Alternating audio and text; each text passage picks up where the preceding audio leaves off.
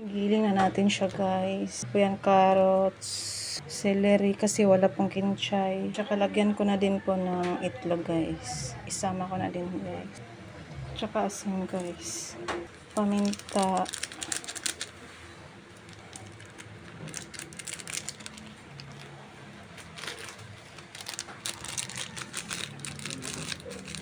Bitchin.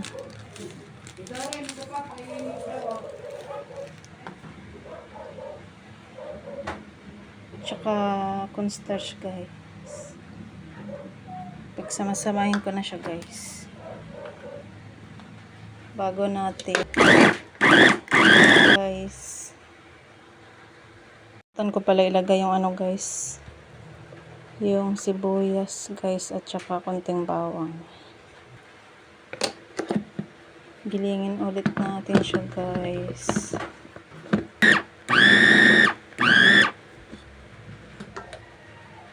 Guys, so halagang 150 lang po yan guys. Masarap din to i-Shanghai guys. Kaso wala akong rougher. Kaya i-gawin na lang natin siyang meatball soup with miswa. Ito guys, bibilogin ko muna siya guys. Malinis po yung kamay ko guys ha. May timpla na to siya guys. Tapos ilagay ko isa. Ito ang gawa ko guys. Sa isang plato naman guys. Ito na siya guys. Ang isang plato. Tapos pangalawang plato. Prepare na lang tayo ng una guys. Ito ko muna siya sa plate. Wala muna siya guys. Kasi ayaw ko po yung diretso sa ano guys. Mas maganda yung iprito muna. Tignan natin siya guys.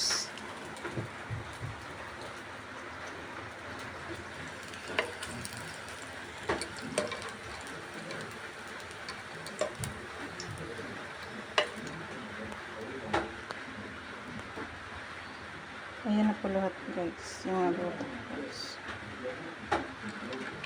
Isa lang na natin yung pangsabaw guys. Kanina pala guys, habang nagbilog-bilog ako ng meatballs guys. Nagsala na pala ako ng sabaw. Tapos nilagyan ko na ng sibuyas at saka bawang.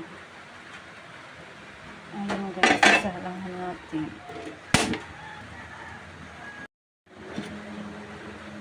Nakalagay na pala yung meatballs guys. At saka tinimplahan ko na pala to ng patis at saka bitchin. Hindi ko lang nakuha ng guys video.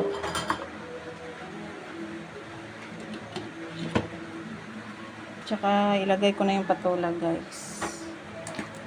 Ilagay ko na yung miswa.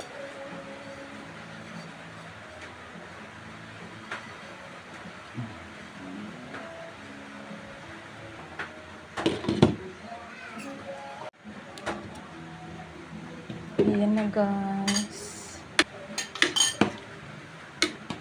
Luto na siya guys. Patayin na natin yung apoy.